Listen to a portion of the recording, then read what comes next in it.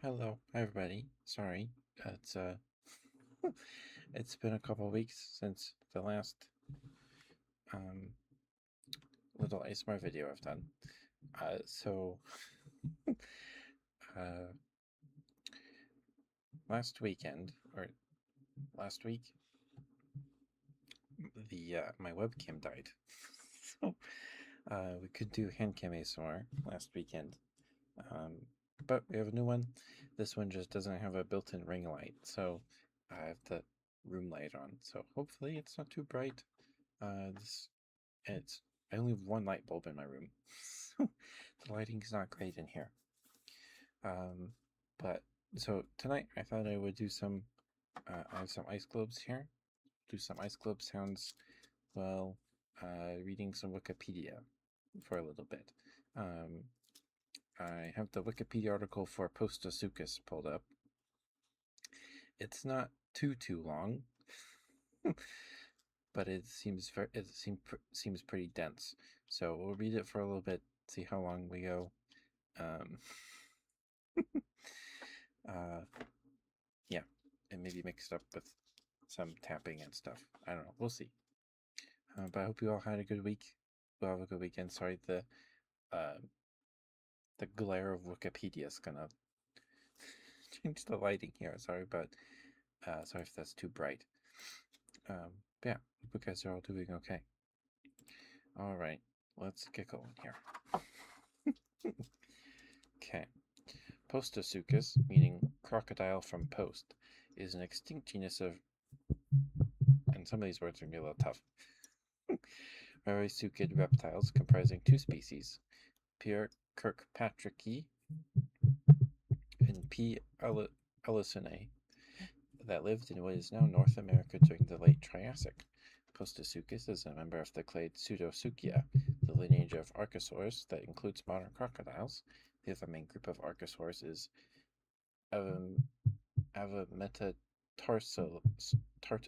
Tartasalia, the lineage that includes all archosaurs more closely related to birds than to crocodilians. Its name refers to Post Quarry, a place in Texas where the many fossils of the type species P. kirkpatricki were found. It was one of the apex predators of its area during the Triassic, larger than the small dinosaur predators of its time, such as Coelophysis. It was a hunter that probably preyed on large, bulky herbivores such as Dicynodonts, and many other creatures smaller than itself, such as early dinosaurs. The skeleton of Postasuchus is large and robust, with a deep skull and a long tail. It was a large animal, up to 5 to 6 meters, or 16 to 20 feet long, or even more. The extreme shortness of the forelimbs relative to the hind limbs, the very small forepaws, and measurements of the vertebrae suggest that Postasuchus may have been committed to bipedal locomotion. So I have to scroll here. Postasuchus was one of the largest carnivorous reptiles during the late Triassic. The length of the paratype is estimated up to 3.5 to 4 meters, or 11.5 to 13.1 feet long, and an individual of such length would have measured 2 meters, or 6.6 feet tall at the head when stood upright. It weighed around 250 to 300 kilograms, 550 to 660 feet, or pounds, sorry. The holotype is estimated up to 5 to 6 meters, or 16 to 20 feet long, and the largest known individual may measure up to 7 meters, or 23 feet long, or more, based on a complete cervical series specimen, TTUP 9235. The neck of Postasuchus consisted of at least 8 cervical vertebrae, followed by 16 dorsals, while 4 co-ossified sacral vertebrae supported the hips. The neck was elongated, expanding to a short torso and a long tail. Along with the remains of the skeleton, paleontologists also identified osteoderms, which were thick plates forming scales on its back, neck, and possibly above or under the tail. It is thought to have had over 30 vertebrae in the tail, decreasing in size to the end. The pelvis, with the hooked pubis and the rod-like ischium, looked like those of carnosaurs. The rib cage of Postasuchus had typical archosaur structure. composed of large and slender curved ribs. In some discoveries, ribs were found associated with gastralia, dermal bones located in the ventral region of the body. Skull. Postosuchus had a massively built skull, bearing dagger-like teeth, which was constructed narrow in front and extended wide and deep behind. The holotype skull was 55 centimeters in length and 21 centimeters broad and deep. Many fenestrae, or openings, are present in the bones that lighten the skull, providing space for the muscles. Like more derived archosaurs, the lower jaw had mandibular fenestrae at the lower jaw, formed by the junction of the dentary with other jaw bones, the syringular and angular. Postosuchus likely had a very good long-distance sight due to large orbits, supporting large and sharp eyes, and strong olfaction provided by elongated nostrils. Inside the skull, under the nostrils, a hollow is seen that may have contained a Jacobson's organ, an olfactory sensory organ sometimes referred to as the sixth sense. The jaws held large and sharp serrated teeth, of which some were developed even larger to operate its hooked sabers. A complete tooth found among Postosuchus remains in North Carolina measured about 7.2 centimeters in height. Postosuchus possessed heterodonty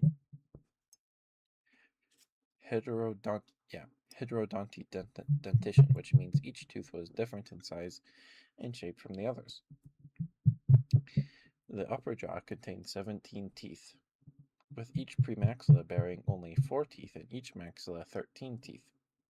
The lower jaw had over 30 teeth. Replacement activity in Postosuchus was different from that of crocodiles, since the replacement tooth did not fit perfectly in the pulp cavity of the old tooth, but grew until resorption of the old tooth was complete. With the forelimbs being about 64% the size of hind limbs, Postosuchus had small hands bearing 5 toes, of which only the first digit bore a claw. Due to the diminutive size of the hands, whether this claw was especially predominant in predation is uncertain, but it may have helped in grappling prey. The feet were much larger than the hands, with the fifth metatarsal forming a hook shape. The innermost 2 digits were less robust than the other toes, and likely could not touch the ground.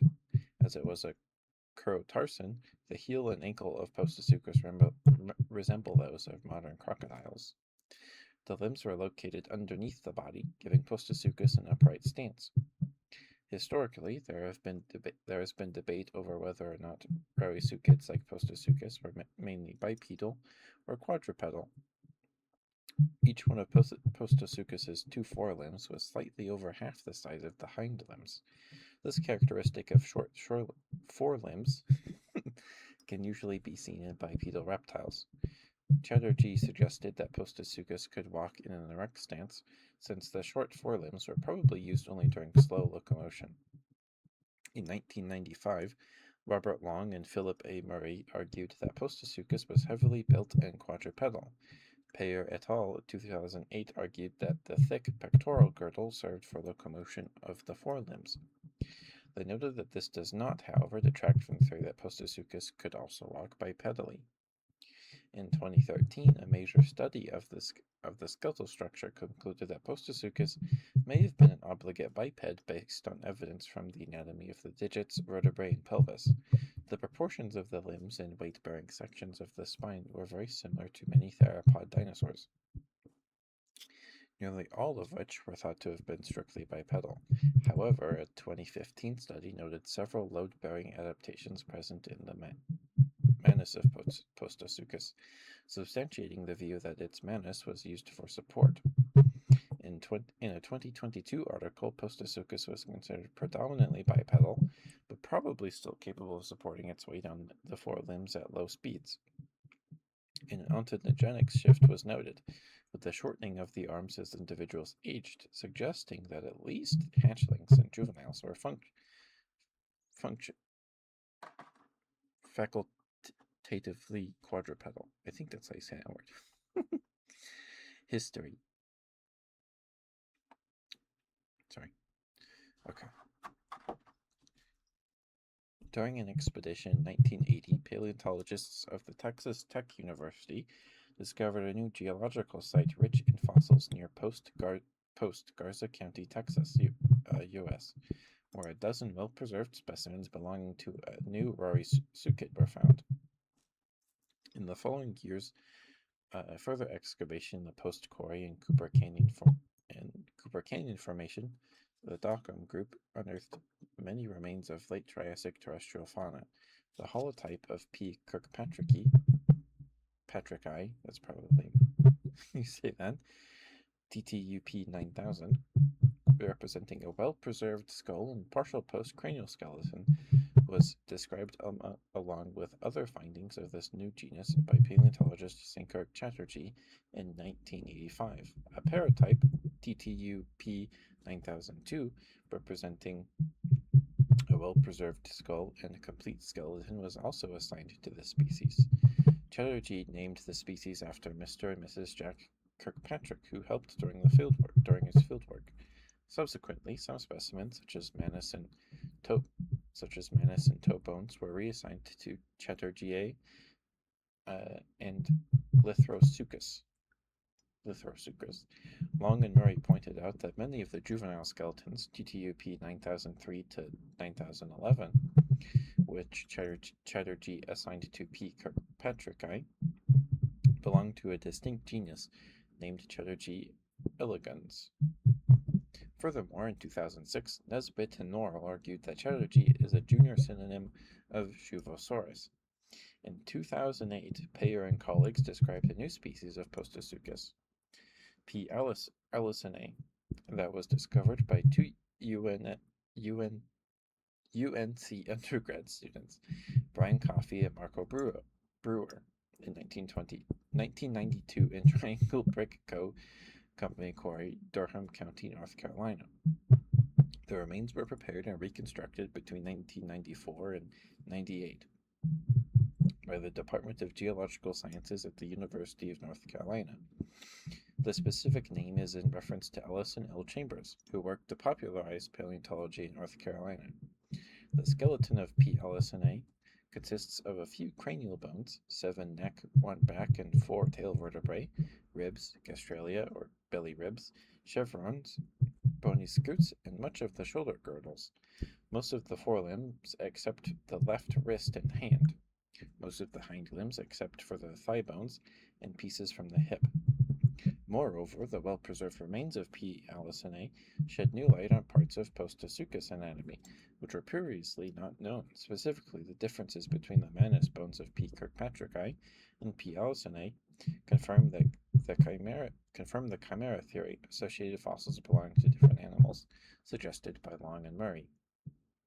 The holotype specimen of P. allisonei, UNC I keep wanting to say UNSC, but this is not Halo, it's a reptile. UNC 15575 is also unusual in its preservation of gut contents. Bones from at least 4 other animals, including a partial skeleton of an atosaur, a snout, coracoid, and humerus of the traversodontid cynodont, Plinthocamphodon, 2 phalanges from a dicynodont, and a possible temnospondyle bone. Furthermore, the Postosuchus was positioned on top of a skeleton of the Sphenosuchian Dromaeosuchus,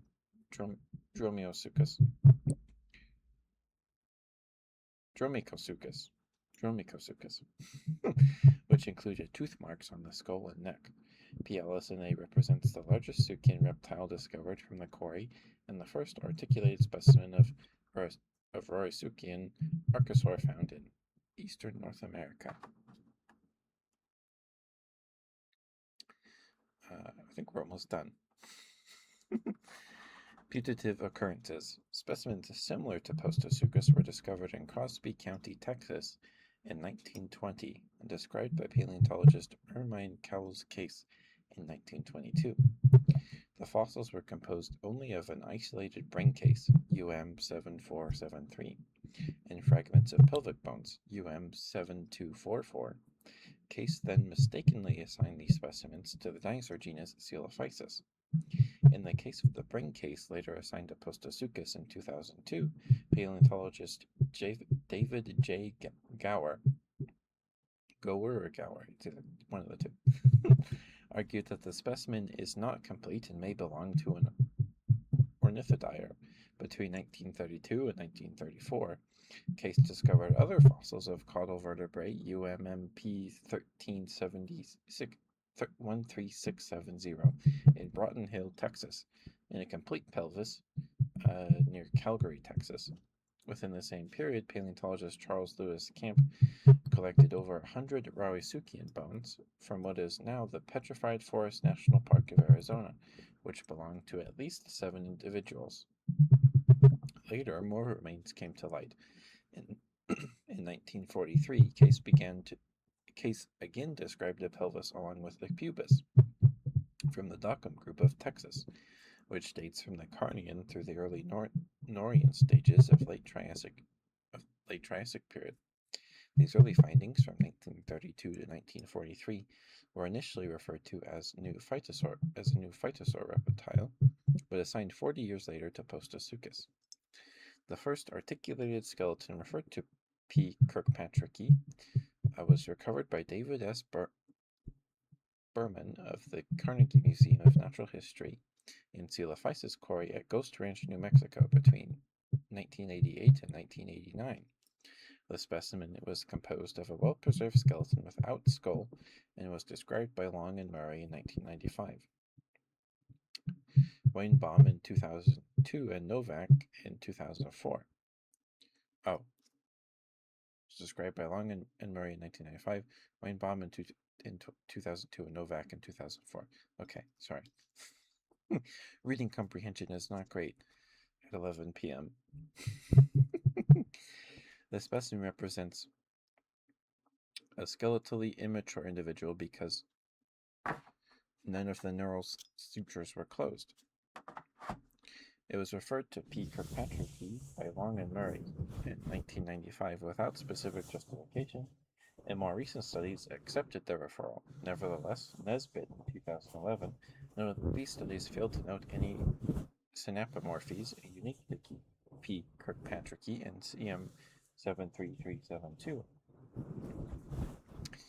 Weinbaum in 2002 and Novak in 2004 even noted that the preacetabular process of the ilium in CM3372 was much longer than that of P. kirkpatricki. Nesbitt 2011 also noted that CM73372 differs from P. kirkpatricki and Rauisuchus in possessing a concave ventral margin of the ilium, and from P. allisoni and processing an asymmetrical distal end of the fourth metatarsal. Nesbitt 2011 couldn't differentiate CM73372 and Polonosuchus as they overlap only in the caudal vertebrae.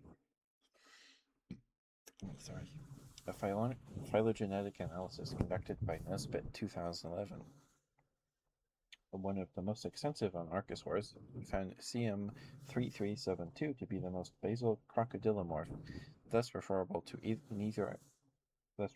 neither to P. kirkpatricki nor Rauisuchidae. In their description of Viveron, Lesner et al. 2016 questioned the random referral to all Rauisuchid material from the southwestern U.S. to Postosuchus, saying that the discovery of Viveron stresses the need for a reappraisal of all material from localities younger or older than equivocal remains of Postosuchus and Viveron. What is Viveron? Genus of it's another Rauisuchid. Okay, that would make sense. All right, last 2 paragraphs. Paleoecology. Postosuchus lived in a tropical environment.